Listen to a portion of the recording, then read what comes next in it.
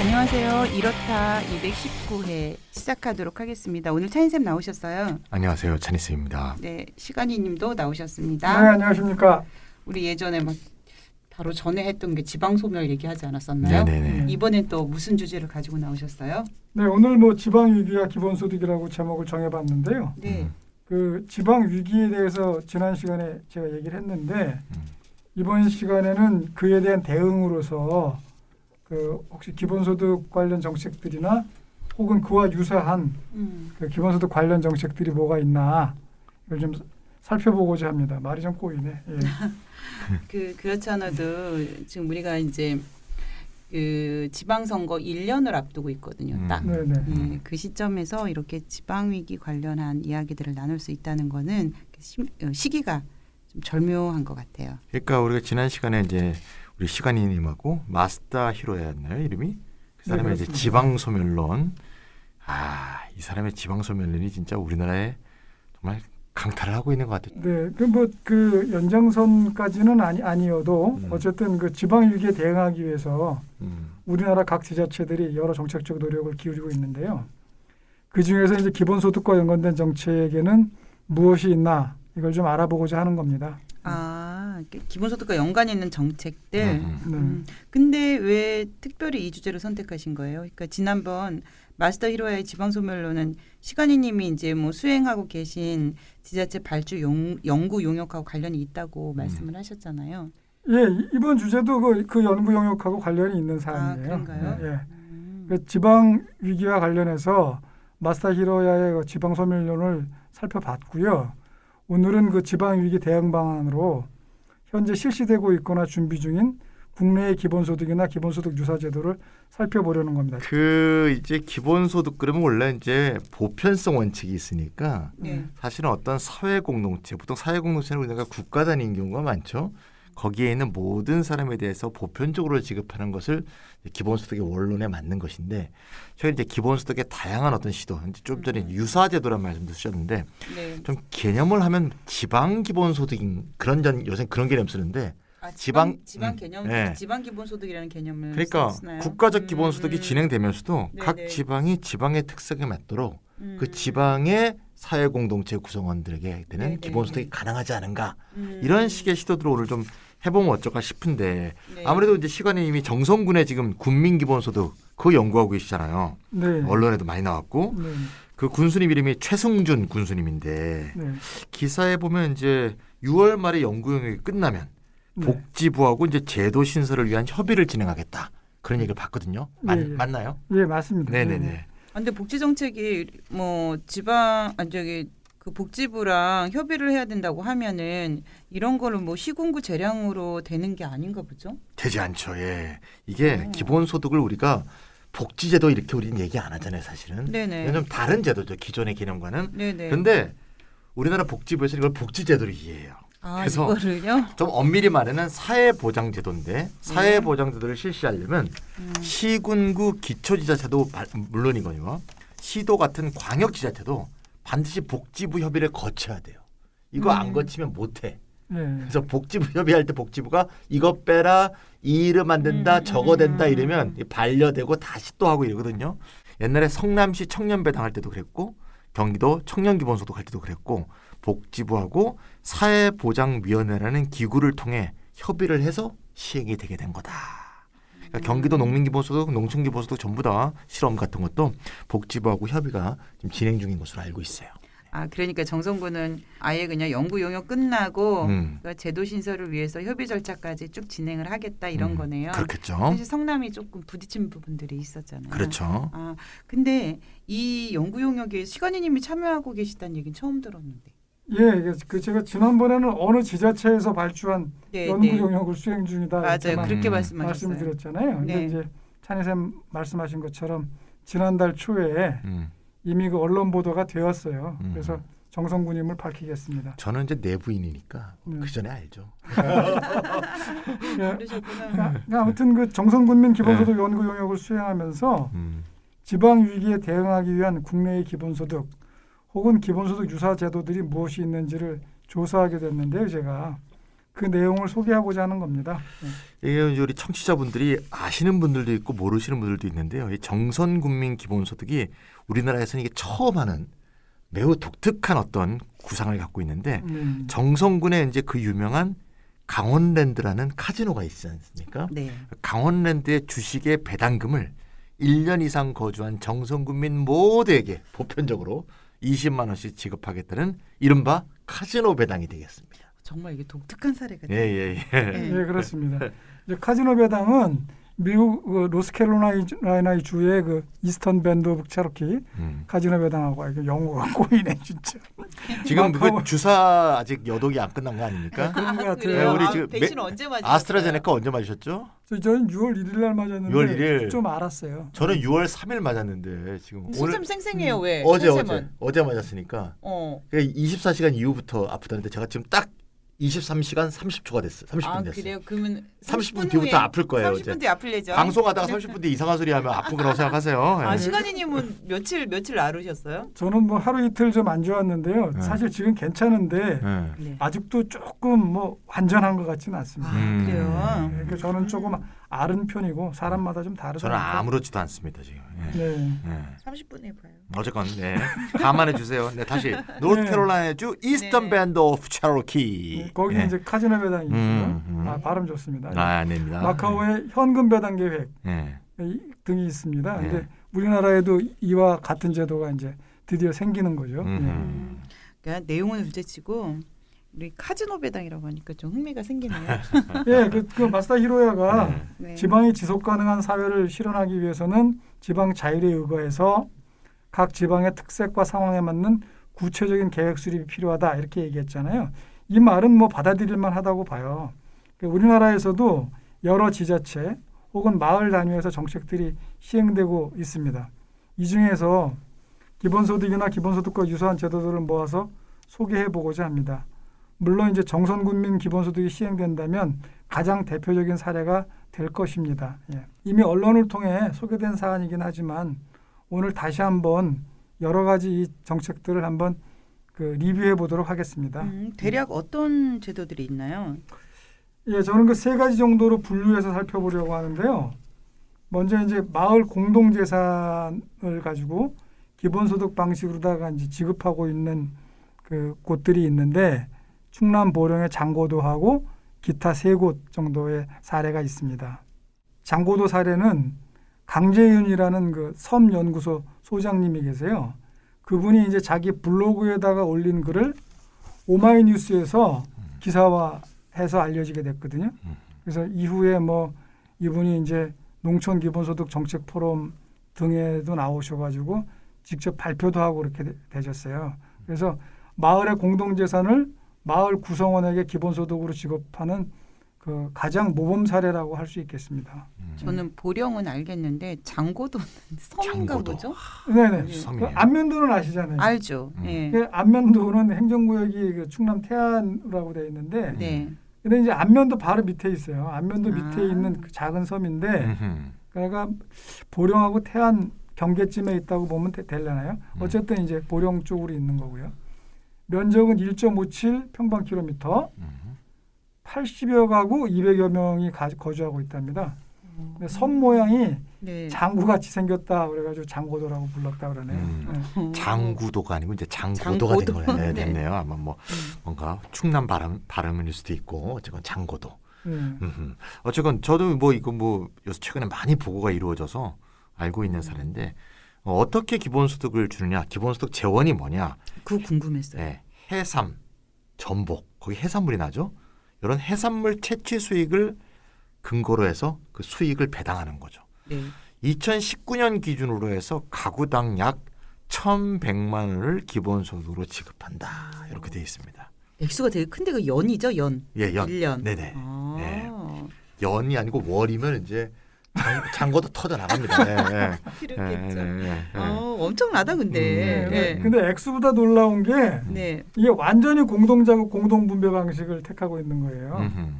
예, 그 해삼 전복 말고 이제 바지락은 각자 일해서 이제 많이 일한 그대로 이제 자기가 노동한 대로 가져가는 방식인데 아무튼 뭐 이것저것 합치면 최소한 가구당 한 1,500만 원 해서 뭐 2천만 원까지도 음. 이렇게 가져간다고 그래요. 아니 기초원 생각하시는 분들이 있으면 장고도로 가야 되겠네요. 그러니까 이제 이게 어떻게 보면 일부는 똑같은 액수로 취급하는 것도 있고 네네. 아니면 자기 노동에 근거해서 비례적으로 수익이 증가하는 것도 있고 네. 이런 방식 자체가 처음부터 이렇게 정착된 건 아니지 않습니까? 예, 물론 네. 그렇습니다. 네네. 예. 아, 장고도에서도 네. 그 기본소득 방식으로 수익 배당이 도입된 것은 93년부터인데요. 그 이전에는 그 장고도 주변 해역 해산물 채취권은 장고도 어촌계에서 연간 50만 원의 업자에게 임대하고 있었어요. 근데 이제 1983년에 어촌계장을 뭐 청년이 맡았는데 이 청년이 마을 주민들을 설득해가지고 해산물 채취 사업을 어촌계 직영으로 만들었습니다. 이를 통해서 93년도부터 해삼, 전복 등 해산물 채취 사업으로 거둔 이익을 주민들에게 배당하기 시작했는데요. 오, 되게 새롭다. 네, 그렇죠. 배당 첫 해에는 네네. 그러니까 1993년도인데 장고도 주민 전 가구 1년 배당금은 85만 원에 불과했습니다. 근데 이제 이후에 뭐 여러 가지 노력해서 배당금을 증가시켰는데 근래 들어서는 이제 뭐 가구당 연평균 1천만 원대, 1천만 원대 이상을 유지하고 있다고 들었습니다. 근데 이게 사실 말이 쉽지 공동 작업해서 공동 분배한다는 게요. 사람이 누구는 일 많이 하고 많이 하고 조금 받고 누구는 일 하나도 안 하고 많이 받고 막 이런 것 때문에 이게 서로 막 되게 좀 갈등도 많을 것 같아요. 우여곡절이 많았을 것 같아요. 그러니까 이게 우리 옛날에 많이 쓰던 영어로 하면은 꼬뮨 방식인데 그럼요. 예. 공동 작업, 공동 분배. 네. 꼬뮨 방식이 우리가 책에서만 보지만 현실에서 이렇게 구현되는 걸 보기는 좀 어렵잖아요. 그럼요. 우리나라 예전에 되게 유명한 네. 그 건축 일꾼 둘의 이제 그 협동조합 방식의 어떤 건설업 그 시범이 이제 시도가 있었는데 그것도 너무 의도는 좋은데 중간에 사실 네. 엄청 좀 갈등하고 많이 힘들어했어요 사람들이. 그리고 또 많이 배우신 분들이 이제 뭐 네네. 사람들은 모두 타고난 이기심이 있다. 그 이기심을 네네. 거슬러서는 도저히 성립할 수 없다. 이런 말 많이 참 하잖아요. 어려워. 이게 어떻게 이렇게 된 어려워, 건가? 어려워. 우리 시간이님이 좀 설명해 주시면 좋지 않을까? 네. 네. 공동작업 공동 분배가 아니고 사람들이 불만을 많이 가지니까 음흠. 야 그럼 각자 캐는 방식대로 가져가. 아 그래 각자 경쟁으로 껴서 가져가. 그렇게 이제 시작을 했죠. 해서 한 2년 지났는데 놀라운 결과가 나왔습니다.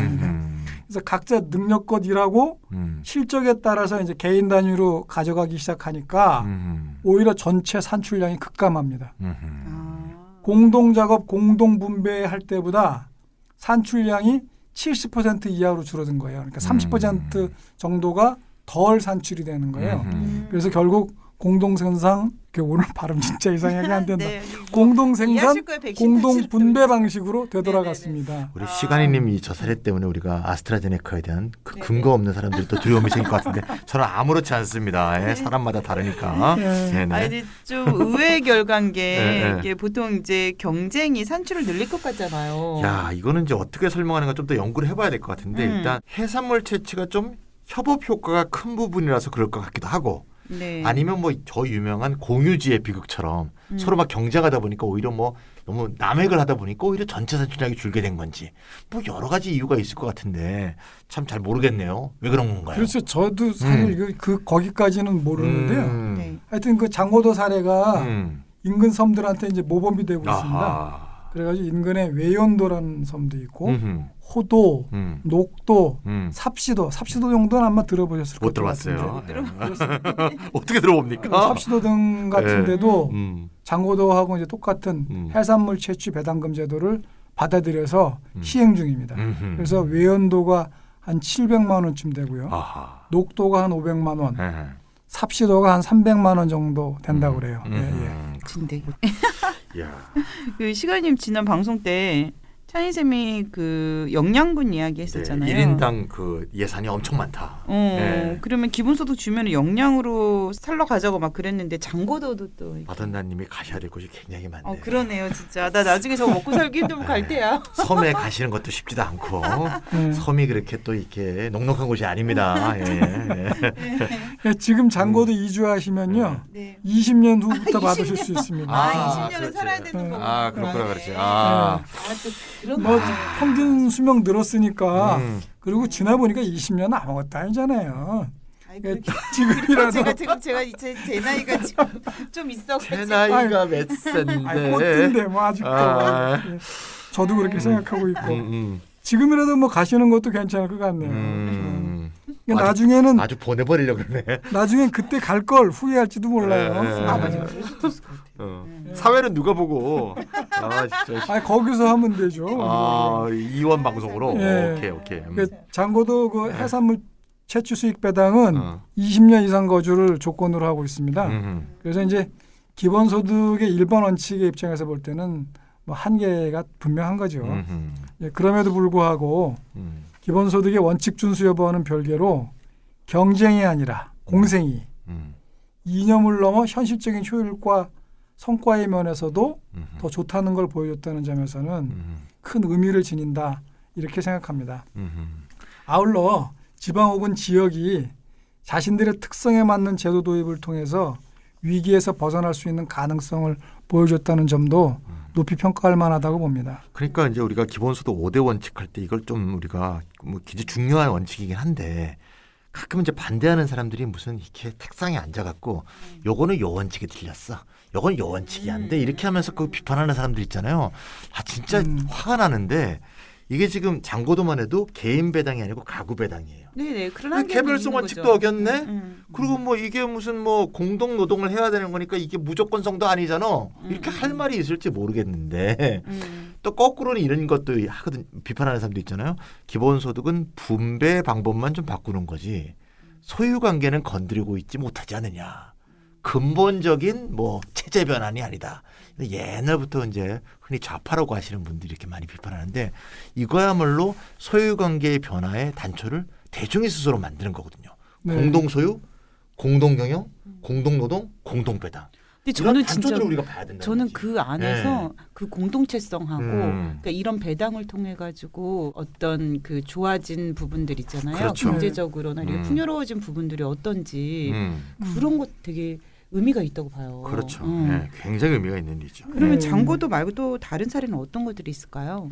예, 장고도만큼은 아니지만은요. 네. 그러니까 또 장고도는 물론 가구당이긴 하지만 모든 가구인데 다 주는데 그렇게까지는 안 하고 특정 계층 전부 다 이제 노년층인데요. 네네. 노년층한테 이제 마을 연금으로다가 지급하는 사례들을 소개하려고 합니다. 이제부터는. 그러니까 노인 대상의 범주형 기본소득이다.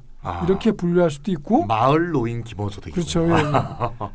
그 유사 기본소득의 사례로서 이제 의미가 있을 것 같습니다. 네네. 여기는 뭐 세 군데 사례가 있는데요. 예. 어디예요? 여기도 이제 처음에 소개할 곳은 충남입니다. 아 충남이 역시 충남. 예, 전통이 있는데 야예. 예. 그러니까 이제 충남 태안의 만수동 마을, 네. 경기도 포천의 장독대 마을, 음. 전북 정읍의 송중 마을 등이 있습니다. 네, 경기 전북 다 있네요. 죄송합니다. 취소하겠습니다. 아니 근데 연달아서 충남이 아, 이제 네네네. 나오니까 네, 예. 그러니까 충남이 이게 공동체가 좀 살아있는 곳이 상대적으로 많은가 봐요. 그런 거 봅니다. 하여튼 그 보령에서 가까운 태안 만수동 사례를 먼저 살펴보겠습니다. 뭐 보령 옆이 태안이니까. 예. 근데 이게 태안 반도에 있는 작은 어촌입니다. 만수동도. 근데 이제 마을 주민 가운데서 80세 이상 고령 노인이나 장기 입원자, 그다음에 장애인들, 그래서 장애 판정 받아가지고 이제 경제 활동하기 어려운 사람들 있잖아요. 이런 분들한테 1인당 연간 300만 원을 마을 연금 형식으로 지급합니다. 국가가 못하는 걸 하네. 예, 현재 야. 수혜자는 대략 한 20명 정도 되고요. 네네. 한 달에 2회씩 수협을 통해서 개인 계좌로 이체해 줍니다. 너무 좋다. 그러니까 재원은 장고도와 비슷한데요. 마을 공동 소유의 양식장에서 채취하는 바지락, 굴, 해삼 등의 판매 수익입니다. 그러면은 이제 이 마을연금은 네. 사실 다른 데서 받은 예를 들어 국가적인 혜택이나 뭐 이런 거랑 전혀 상관없이 일괄적으로 다 주는 거잖아요. 그렇죠, 그렇죠.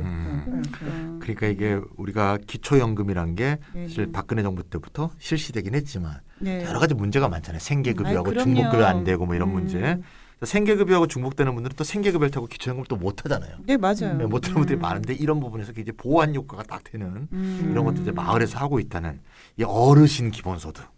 야 우리가 진짜 근데 80 79살에 갑자기 가면 받을 수는 없을 것 같은데 그것도 좀 살아야겠죠 아무래도. 네, 그렇죠. 이런 이제 프리라이더 무임 승차자는 거부합니다. 예. 네. 공동체. 예. 네. 그러니까 이것도 이제 받아들이기가 처음엔 어려웠다고 그러는데요. 양식장 최출량의 70%는 작업자가 30%는 비작업자, 즉 근로 능력이 없거나 떨어지는 마을 사람들에게 연금으로 주기로 5,000개 대의원들이 합의를 했다고 해요. 그렇군요. 그래서 이제 2016년부터 지급을 시작해서 지금까지 이어오고 있다고 합니다. 근데 중간에 물론 반발이 없었던 게 아닌데 양식장을 가꾼 세대의 공로를 인정하는 동시에 너는 안 늙냐?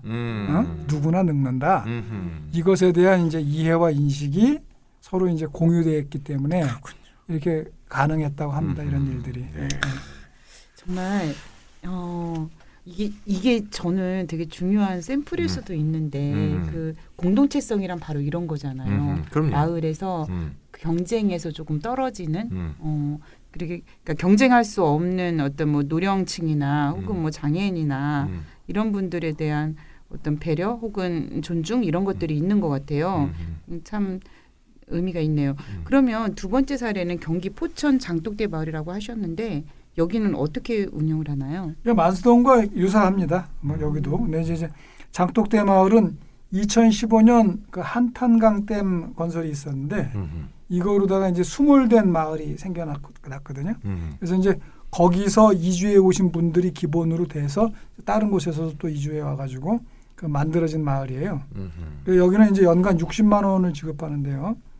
만수동보다 액수는 적지만 대신에 70세 이상 마을 노인들에게 또 다 지급을 합니다. 네, 장독대 마을 저도 한번 본 적이 있는 것 같은데 네. 여기는 장고등학교가 만수동은 해산물 채취 수익이었는데 네네. 여기는 재원이 뭘까요? 여기는 이제 마을 브랜드화 사업을 굉장히 잘했어요. 마을이라는 공유부군요. 네, 그래서 이제 녹색 농촌 체험 마을, 평생학습 마을, 향토 음식 마을 맞아. 등등 해가지고서 이제 입소문이 나면서요. 여기 무려 뭐 한 2만 명 정도의 내국인뿐만 아니라 외국인들도 찾는 나름 명소가 되었다거든요. 그래서 이 수익금을 공동 관리를 통해 가지고 주민들의 인건비 일단 빼고 영업 이익금의 일부를 마을 노인 7명한테 연금으로 지급합니다. 여기 명수가 좋다. 얼마 안 돼서 그렇죠. 예. 70세 이상이 7명이시군요. 네네. 포천은 멀지 않으니까 한번 놀러 가봐야 되겠어요. 장독대 마을. 그러니까. 네. 여기 뭐 잘 해놨대요. 아니 어떻게 해놨길래 사람들이 그렇게 많이 가는 건지. 이참에 김찬희 TV에서 그 기본소득 현장 취재해서 올리시면 어떨까요? 아 우리 같이 가자 그러면. 찬희 선생님 이제 바지락 캐시고 농촌 체험도 하시고. 아니 그 거기까지 너무 멀고 섬은 너무 멀고 포천. 포천. 포천 그냥 저기 아까 장고들은 좀 어려울 것 같고요. 저도 허리도 안 좋은데 캐기 좀 어려울 거. 캐는 거는 이제 시관님이 하시고 저는 바지락 다듬는 거로 해서. 그러니까 체험 삶의 현장이라는 거 있었는데 체험 기본소득이 현장 뭐 해서 뭐 괜찮은 그 시리즈로 진짜 영상 만들면 재밌긴 하겠다. 네, 피디님들하고 우리 한번 막 제가 상의해 보겠습니다. 리포트하고. 바지락 갖고 이렇게 바지락 무침. 침이 도네. 배고프다. 자, 그러면 우리 한 곳도 남았죠. 예. 그 전북 정읍에 이제 송중마을이 있는데 사실 이 마을이 2014년도부터 마을연금 지급했으니까 원조격이죠. 전국 최초 효시격 이렇게 보시면 됩니다. 거주 기간이 20년 이상이거나 20년이 안 됐더라도 마을에 기여한 바가 크다고 인정되는 80세 이상 노인에게 연간 120만 원의 마을연금을 지급합니다. 송중마을은 20여 가구 60여 명이 모여 사는 아주 작은 마을인데요. 주민 대부분은 60대 이상 고령자입니다. 또 게다가. 네, 송중마을은 2013년도에 마을 기업인 내장산 숭모시 영농조합법인을 설립하고 떡 생산업체인 솔티의 떡이라는 회사가 있나 봐요. 여기랑 계약을 맺어가지고 숭모시를 그 공동 생산함으로써 안정적인 수입을 창출하고 있습니다. 이것이 이제 마을연금의 재원이 되겠습니다. 쑥모시가 뭔가요? 떡 얘기 아니에요? 떡? 예, 그러니까 쑥모시 떡. 쑥으로 만든 떡. 네, 쑥. 모시떡도 있잖아. 모시떡. 네, 그러니까 그 쑥으로 만든 모시라는 거겠죠. 모시가 떡 이름이군요. 쑥모시. 저도 잘 모르겠네요. 저는 사실 옷감인 줄 알았어요. 아니 모시라는 것도 있지 않나? 모시떡. 그러니까. 저도 잘 모르겠어요. 사실은. 그렇구나. 이거 좀 더 알아보려. 아니 근데 이 네. 쑥모시 떡이 네. 사실 여 합정역에 가시면은 어떤 아줌마가 이렇게 팔고 있어요. 다. 저기 그 9호선에서 2호선 환승할 때 그 마지막 거기 올라가면 쑥모시라고 파시는데 그거랑 이거랑 뭐 같은 것 같지는 않습니다만 어쨌든 쑥모시 떡 자체는 뭐 이렇게 낯선 것은 아닙니다. 예. 아하, 그렇군요. 예. 알겠습니다. 근데 어쨌건 뭐 기본소득 다양한 이제 지방 기본소득에 대해서 제가 이런 말을 했었는데 네. 뭔가 이제 아까 제가 꼬뮨이란 말도 썼고 꼬뮨을 이제 한국말로 바꾸면 공동체 아니겠습니까? 네. 이제 공동체성. 그러니까 나만의 이익이 아니라 공동의 이익. 우리 공동이 모두 함께 힘을 합치고 나갈 때 우리 모두에게도 더 좋다는 이런 것들을 이제 깨닫게 되는 그런 좋은 사례가 아닌가. 그리고 모든 사람들의 이제 일반 사람들의 이제 지혜라고 볼 수 있겠죠. 이런 것들이 이제 잘 발휘된 것 같고 이게 참 아까 그 어디였죠? 그 너만 늘냐, 나만 늘냐. 네. 나도 늙는다. 네네. 그러니까 뭐 열심히 일하거나 젊을 때는 그냥 뭐 일해서 먹고 사는 게 가장 다 옳은 것처럼 보이겠지만 다들 늙고 병들게 되면 이거 참 생존의 어려움과 내가 평생 동안 일해왔고 이 사회에 기여왔던 거에 대해 권리는 도대체 어디서 찾을 수 있는 것이냐 이런 거에 대한 이제 어두운 생각들이 많이 드는데 이런 걸 스스로 나이가 늙기 전에 뭐 깨달은 분들이 아까 청년 얘기도 나왔는데 네네. 이런 것들 만들어갔다는 것이 정말 좀 놀랍고 우리가 좀 배울 점이 굉장히 많지 않을까 이런 생각이 좀 듭니다. 네. 하여튼 지금 이렇게 소규모에서 뵙기에는 사실 이런 것들이 실현되기가 어려운데 그러니까 자본주의 발달하고 도시화 진행되고 이러면서 서로 익명성 속에서 사니까 네네. 사실 이런 거는 어려운 얘기가 돼버렸죠. 그런데 처음에 아담 스미스가 얘기했었던 것도 소규모 공동체에서 그 인비저블 핸드가 작동한다고 네네. 봤다고 그러거든요. 그러니까 지금 이제 사실 어려워졌어요. 어려워졌지만 이런 사례들이 사회 전체적으로 다 이렇게 확장됐었을 때 기본소득도 사실 이런 공동체성에 대한 생각이 없으면 그 성립하기가 힘들거든요. 선생님, 지금 시간이님하고 차인쌤 말씀을 들어보니까 갑자기 헬레나 호즈 여사가 쓴 오래된 미래가 생각이 나요. 오래된 미래. 예.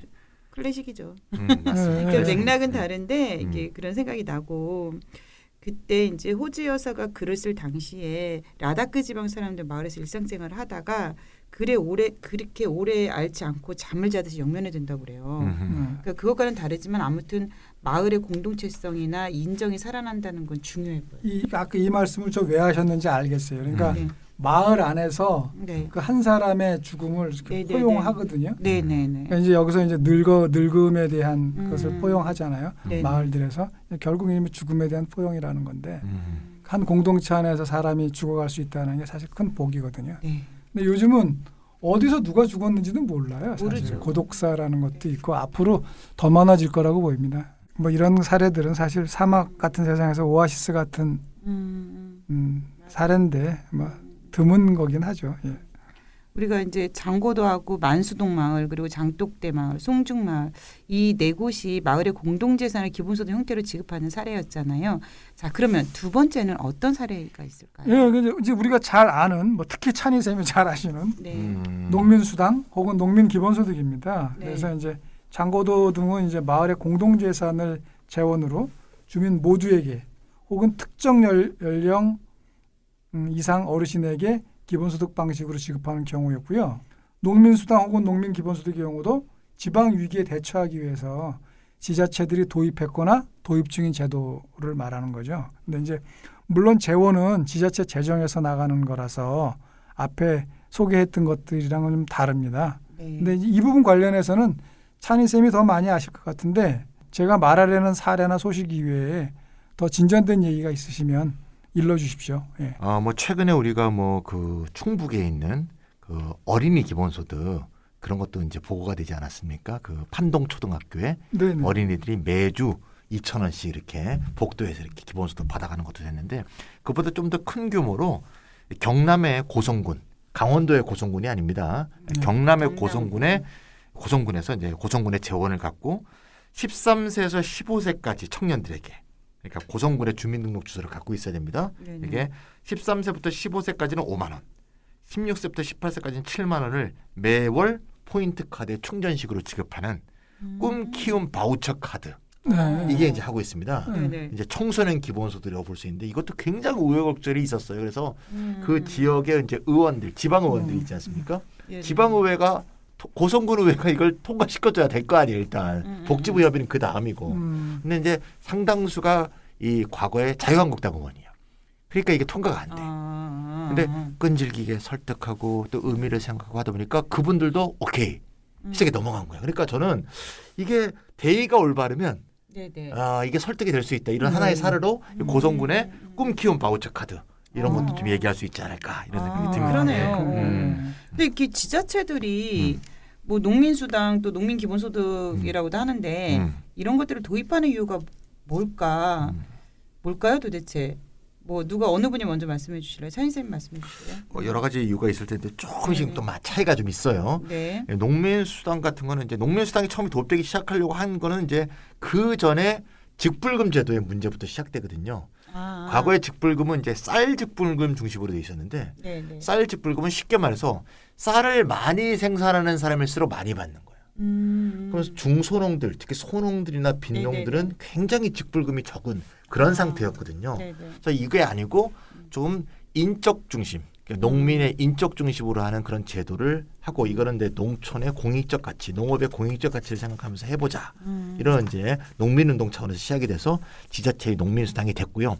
농민수당이 구현되는 시점에서 직불금 제도도 좀 바뀌어갖고 좀 오늘 길게 얘기하기는 어렵지만 소농 직불금이라 그래서 예, 월 10만 원씩 주는 소농 직불금이 또 생기긴 생겼어요. 그래서 이제 그런 식의 어떤 인적 지급에 대한 요구들이 생겼고 네. 농민기본소득은 생긴 지가 좀 얼마 안 됐는데 한 2019년부터 농민기본소득 운동이 이제 좀 이제 막 발전하고 있고 저도 이제 농민기본소득 운동에 이제 참여하고 있는데 농민기본소득은 이제 이렇게 하면 좀 이해하기 쉬울 것 같아요. 농민수당에 대해서 우리가 한 세 가지 정도. 이제 농민수당이 좋은 제도인데 한계가 있다. 세 가지. 네네. 첫 번째 한계는 뭔가 하면 이게 지방 재정에 근거하기 때문에 네.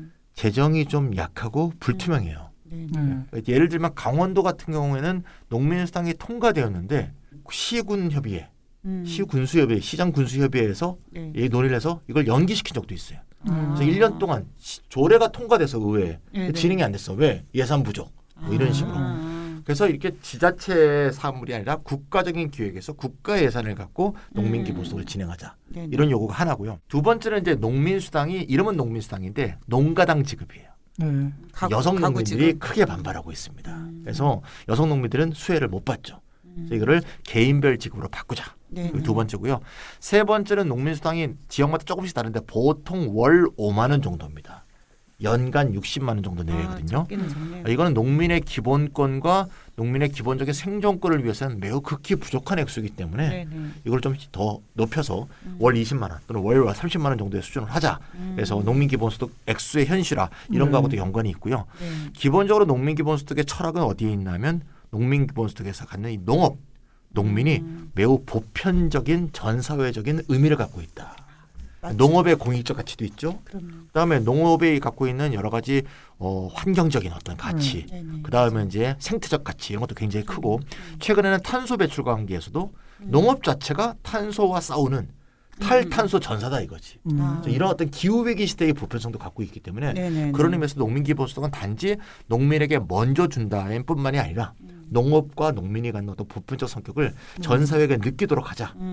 인식하게 하자. 이런 식의 전 사회적인 요구 이런 것이 좀 강하게 깔려 있다. 이렇게 좀 이해하시면 되겠습니다. 그러니까 선생님 말씀 들으니까 이 범주형 기본소득으로 이거를 가두려고 하는 그런 사람들도 많잖아요. 이 농민기본소득을 약간 반대하거나 혹은 좀 비판하려고 하는 사람들이 있는데 차인 선생님 말씀 들어보니까 그것을 뛰어넘는 범주형 기본소득이라고 하는 그런 것을 좀 뛰어넘는 아주 큰 의미가 있는 것 같아요. 네, 직업 범주형 기본소득 식의 표현으로 반대하시는 분들이 좀 있죠. 네네, 그러니까요. 그래서 제가 계속 이제 설득도 하고 얘기도 하고 예, 그러고 있습니다. 너무 이해되고 있어요. 네. 그 지난번에 한번 우리가 그 범주형 기본소득 얘기하면서 그 얘기를 하긴 했었는데 네네. 네, 맞아요. 네. 시간님 네. 말씀하셨었어요. 네.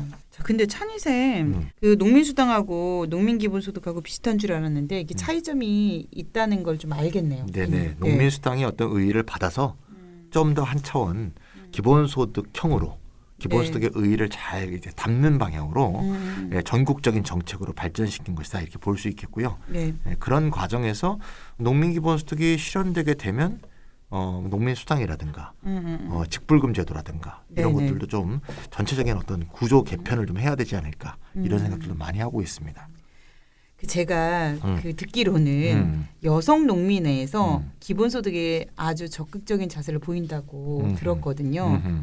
그리고 개인별 지급이어야 그 가구의 그 지위나 성, 나이와 관계없이 수급에서 차별을 받지 않는 거잖아요. 근데 그렇죠. 여성 농민들이 환영할 만하다고 저는 생각을 해요. 예. 왜냐면 가구별로 보면은 대부분 사실 농촌에 가 보면은 여성 농민의 노동이 빡세거든요. 한마디로 뭐 그렇죠. 집안 가사일도 하지만 맞습니다. 또 반일도 쪼그리고 앉아가지고 해야 되고 그런데도 불구하고 가구 단위로 돈이 지급될 경우에는 그 거기 가장이라고 하는 남자들한테 지급될 가능성이 높으니까.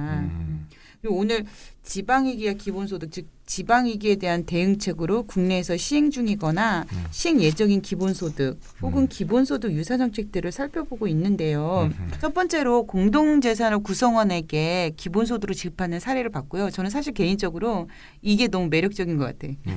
그리고 두 번째로 지자체의 재정으로 지급하는 농민수당 알아봤습니다. 근데 이 세 가지를 나눠보신다고 했는데요. 남은 마지막 하나가 뭘까요? 예, 그 경기도가 준비 중인 그 농촌 기본소득을 좀 소개해 볼까 합니다. 아, 농촌 기본소득. 그 농민 기본소득하고는 좀 다른 건가요? 아, 이거 참 복잡한데요.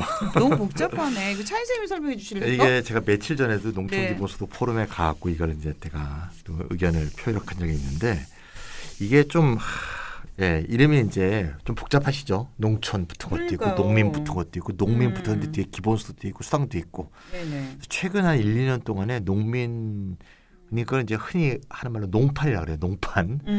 농민 운동판에서 이게 농판에서. 정말 토론회가 제가 한 대여섯 군데 했습니다. 귀농운동본부도 했고 농민의 길하고도 같이 했고 GSNJ도 했고 한겨레하고도 같이 했고 정말 많이 했는데 이제 이게 헷갈릴 수 있으니까요. 네. 최근에도 이제 한겨레하고 같이 이제 농촌 기본소득 정책 포럼이 1, 2, 3, 4회 이게 진행이 됐는데 마지막 제가 4회 때 참가했는데 제목이 뭔가 하면 동명다형의 기본소득 시대다. 동명다형. 네. 그러니까 이름은 다 기본소득인데 네네. 다양한 형태가 있다 이런 얘기가 되겠죠. 동명다형. 동명다형. 이걸 좀 정돈해 보자 이렇게 된 사자성어 건데. 예. 농촌 기본소득과 농민 기본소득은 일단 개념적으로 이렇게 딱 됩니다. 농민 기본소득은 농촌의 중액을 이루고 있는 농민에게 주는 거고요. 네. 농민에 대한 구체적인 규정이 있어야겠죠. 그러면 농촌에도 농민이 아닌 사람이 있지 않습니까? 상인, 그다음에 비농민들. 그렇죠. 이런 사람들 농민 기본소득에서 빠지게 되죠. 네. 네. 맞아요. 그럼 농촌 기본소득 이렇게 되게 되면 농촌에는 그런 분들이 다 이제 어우러져서 살게 되는 거죠. 그러니까 지급 대상 자체가 농촌 기본소득이 농민 기본소득보다 넓습니다. 예. 그렇구나. 예. 근데 이제 그래서 이제 농촌 기본소득이 농민 기본소득에 대해서 갖는 장점은 뭔가 하면 네네. 이제 어떤 기본소득이 지급됐을 때 이것이 지역 경제의 순환에 얼마나 지역 경제 순환 효과가 있느냐. 그다음에 이제 공동체에서의 공동체성 강화에 어떤 효과가 있느냐. 이런 거를 관측하기 위해서는 네네. 농민 기본소득보다 농촌 기본소득이 더 나을 수가 있죠. 아니 그리고 선별하는 데 드는 행정력도 그렇게 막 필요하진 않을 것 같아요. 네, 왜냐면 되게 애매한 경우 있을 것 같아. 농민이냐 아니냐를. 농민 선별한 농민이 선별하기보다 농민은 이제 규정하기에 쉽지 않은 면이 네네네. 있죠. 왜냐하면 규정하기가 쉽지가 않으니까. 현재 법적 규정은 농민 규정이 없어요. 아, 농업인 그래요? 규정만 있거든요. 아. 농업인 규정과 농민 규정은 다르기 때문에 네네. 이번 계기를 통해서 농민 규정도 새롭게 만들고 이걸 어떤 국가적인 정책으로 농민 규정들을 만들어야 된다. 저는 차제 그런 생각을 하는데 그런 그러네요. 논의들도 저는 경기도에서 많이 이루어지고 있습니다. 제 생각에 그냥 농촌 주면 좋겠다. 근데 이제 문제는 또 네네. 뭔가 하면 네네. 농촌이 또 문제가 있어요. 농촌이 아, 이렇게 그래요? 쉬울 것처럼 보이지만 농촌 네네. 규정이 쉽지 않아요. 왜 쉽지 않냐면 농촌도. 농촌이 과연 뭐냐? 음. 농촌의 읍은 농촌이냐 아니냐? 아. 군면까지만 그럼 농촌이냐? 이 여러 가지 문제가 있어요. 그러네. 근데 읍도 읍에 따라서는 완전 도시인 읍이 있고 네네. 농촌스러운 읍도 있어요. 네, 그렇죠. 굉장히 애매합니다. 그리고 국가 통계에도 보더라도 용도 기준에 따른 농촌 개념이 있고요. 네네. 그 다음에 행정구역에 따른 농촌 개념이 있어요. 용도 기준에 따라서 뭐라 그러냐면 비도시 지역이라 그러고 네네. 행정구역에 따라서 농촌 지역이라 그래요. 과연 두 개의 규정 중에서 어느 걸 정해야 되느냐.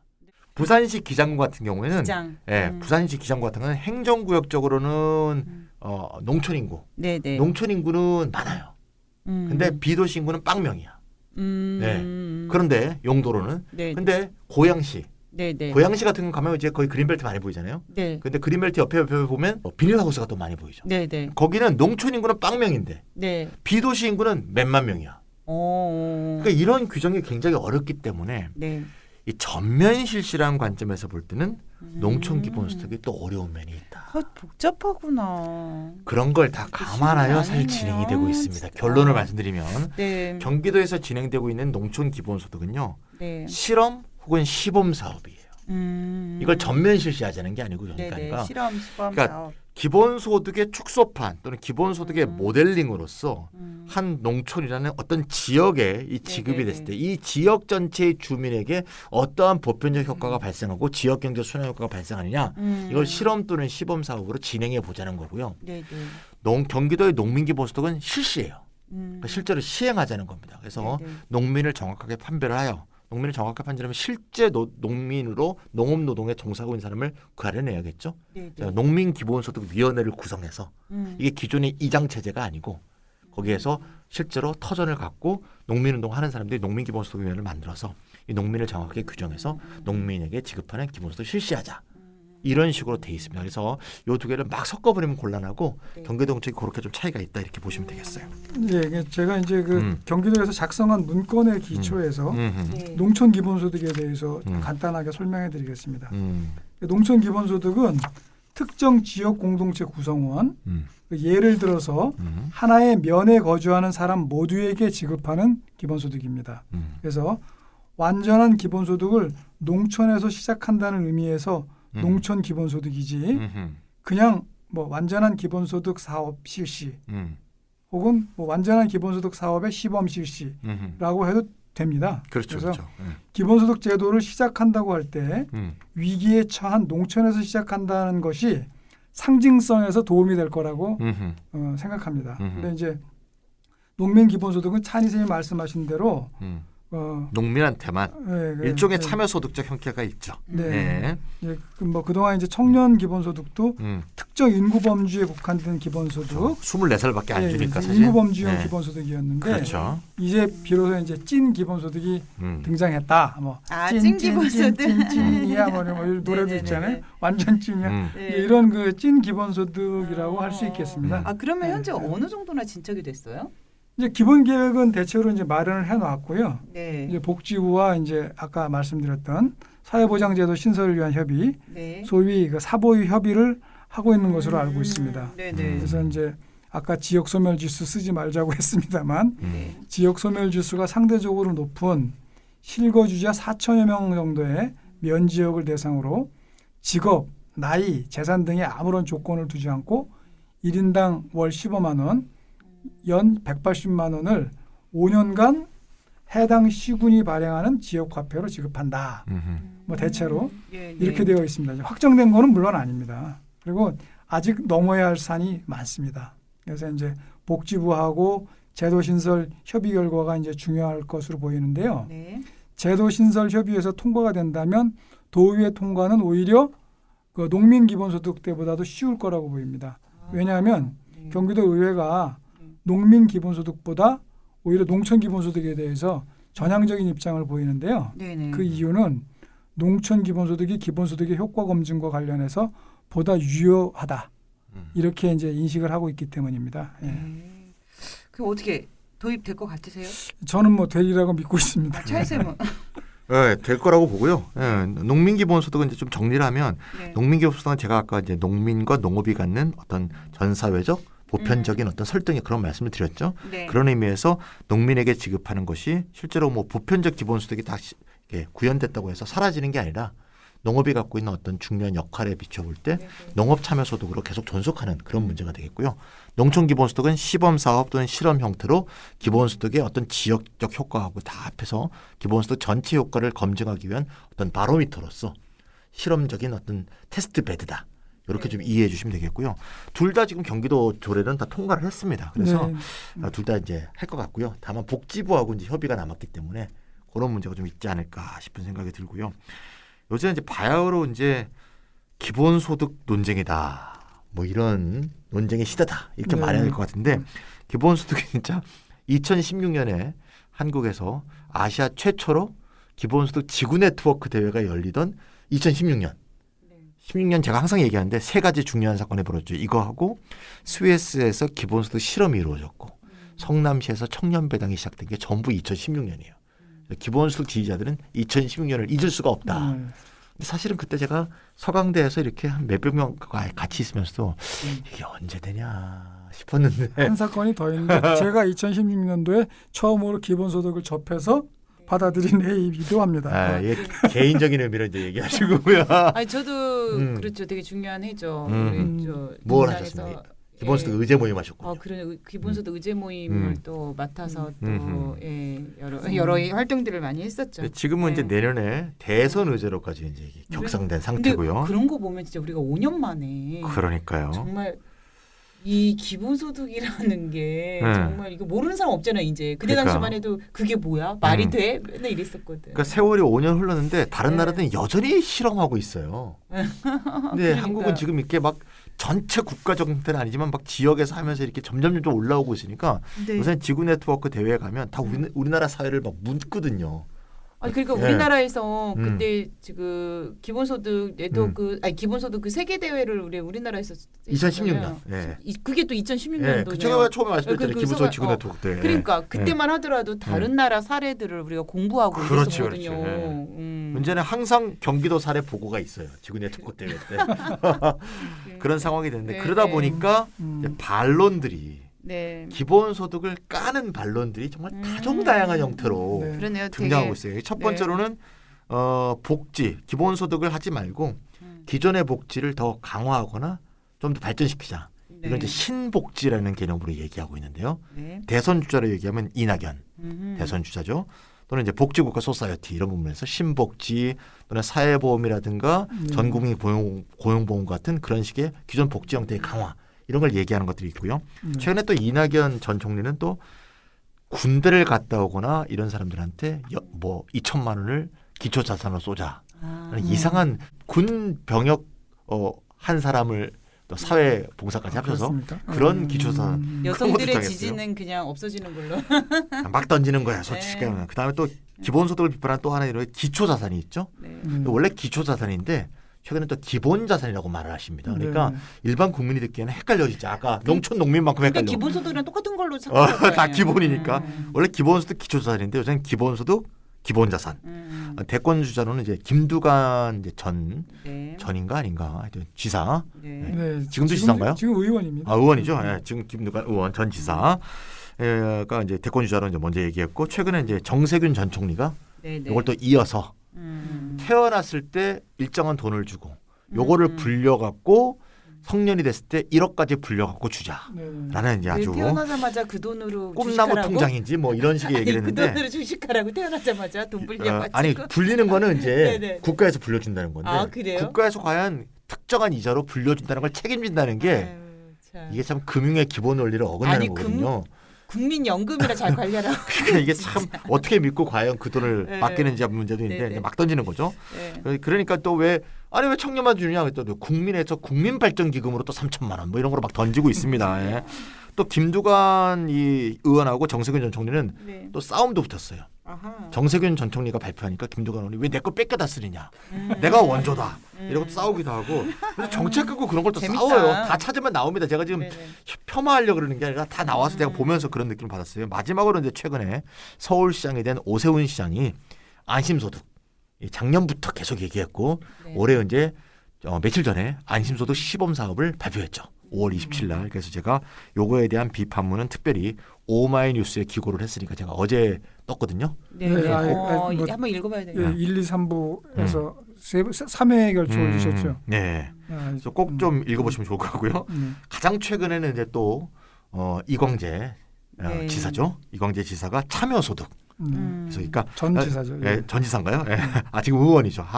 이거저거 하다 보니까 이름만 부르고 싶은데 우리나라 이름만 부르면 또 싫어하시는 분들이 있어갖고 네. 그러니까 기본소득을 비판하는 게 그러니까 신복지, 기본자산, 안심소득, 참여소득 참 정말 다양해요. 그래서 저는 뭐 각각에 대해서 얘기할 수 있겠지만 오히려 좀 긍정적으로 보면 전부 이거 옛날에 다 나왔던 이론들이거든요. 네. 그러니까 저희는 다 알고 있는 이론인데 이 잊혀졌던 이론, 뭐 애킨슨 이론도 있고 다 있잖아요. 이런 게 다 이제 백화제방처럼 다 나와서 경쟁도 하고 서로 설득도 하고 논쟁도 하면서 많은 국민들이나 많은 지식인들이나 네네. 이런 의견들을 다 논의하게 된 상황이 좀 좋지 않은가 이런 생각도 있고요. 그런 게 있네요, 진짜. 네. 이런 걸 아예 하는데 모르던 기본소득이 시절보다. 큰 기여를 했다. 네네네. 그러니까 참여소득을 주장했던 분들이나 이 참 안심소득은 이제 NIT부터 시작됐으니까 프리드만 같은 사람 이런 사람들이 다 무덤에서 얼마나 기뻐하시겠어요. 기본소득 덕분에 내일 다시 부활됐네. 뭐 이런 상황이 됐으니까 꼭 나쁘게만 보지 않아도 됐다.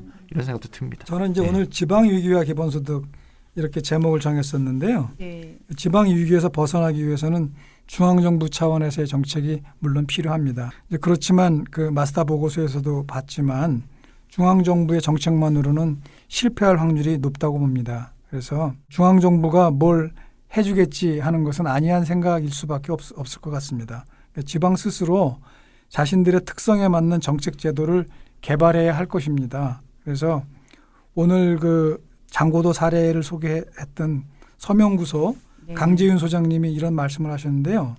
강 소장님이 해수부에서 어촌 뉴딜이나 그다음에 또 각 그 지방 지자체에서 섬개발 사업들을 뭐 여러 가지로 다 내놓고 있는데 네네. 이런 것들 다 그 제대로 된 게 없더라.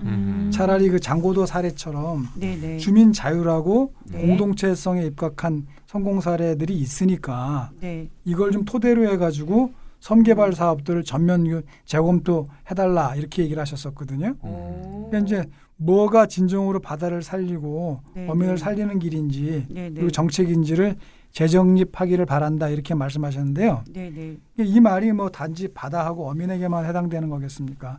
여러 가지 지방에서 스스로 그 정책들을 개발하고 하는 것에 대해 가지고 네네. 아직까지도 많이 낮았긴 했습니다만 아직까지도 어떤 중앙정부의 통제라든가 이런 것들이 많이 있고 네네. 어떤 것들은 좀 부당하게 네. 이게 그 오히려 간섭을 했기 때문에 효과가 역효과가 나는 그런 경우들도 네, 네. 많거든요. 그래서 그 지방에서는 그 중앙정부가 다 해주지 않으니까 네. 스스로 개발하려는 노력도 해야 되고 또 중앙정부에서도 자기들이 만능이 아닐 수 있다라는 것을 명심해서 그 지방에서 맞는 계획들이 나왔을 때는 적극적으로 받아주는 것이 오히려 좋지 않을까 이렇게 생각합니다. 네. 오늘 제가 소개했던 사례들을 좀 그 적극적으로 좀 받아들였으면 좋겠어요. 정부에서 중앙정부에서 좀 받아들여서 이런 사례들은 좀 그 권장하고 다른 데서도 이렇게 적용할 수 있게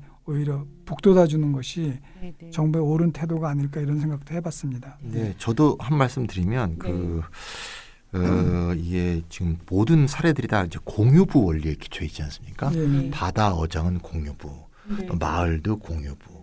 공유부 중에서 우리가 딱 떠오르는 게 또 햇빛이 있지 않습니까? 네. 근데 지금 우리나라 지금 햇빛 발전이 문제에 지금 봉착한 게 개인이 사유지를 사서 농지 가운데다가 막 놓고 또는 뭐 영농형 태양광이라 그래서 농업 생산을 줄이면서 햇빛 발전을 같이 병행하자. 네네.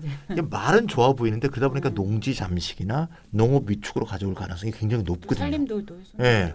심지어 호수를 사서 호수 가운데 딱 놓는 사람도 있고 이게 그렇게 하면 안 되고 공유지들과 공공토지가 굉장히 많잖아요. 네네. 여기에다가 태양열 발전을 해서 그걸 갖고 각각의 지방의 기본소득 재원을 하면 어떨까 이런 생각이 정말 들거든요.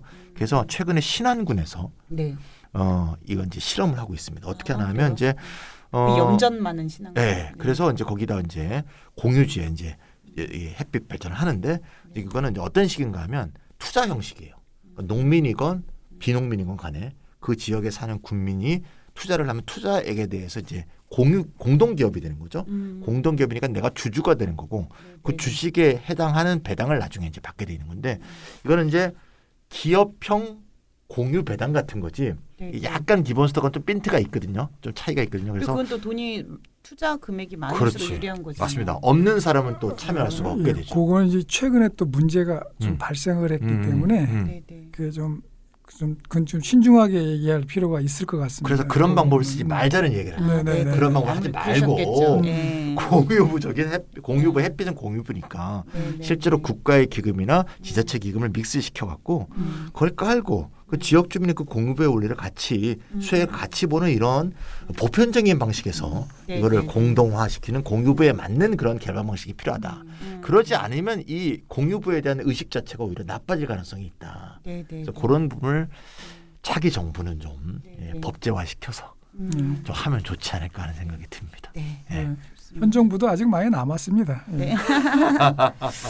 네, 오늘 이제 기대. 시간이님 나오셔서 지방 위기와 기본소득 말씀을 해주셨는데 이 지방 위기가 소멸 이야기가 나올 정도로 지금 위기가 확실한 것 같고 그것을 또 극복하고 넘어가는 데 있어서 기본소득이 필요하다는 말씀으로 이어져서 얘기를 해주셨는데 되게 중요한 그 키워드가 자율과 공동체성인 것 같아요. 그런 사례들 중에서 그래서 저도 일단 되게 그 우리 시간이님 또 차인쌤 저 농민기본소득에 대해서 잘 몰랐었거든요. 근데 오늘 설명을 들으니까 많은 이해가 됐습니다. 우리 청취자분들도 도움이 많이 되셨으리라 생각이 됩니다.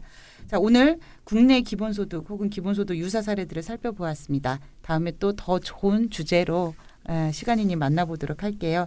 이렇다 219회 이것으로 마치도록 하겠습니다. 안녕히 계세요. 네, 고맙습니다.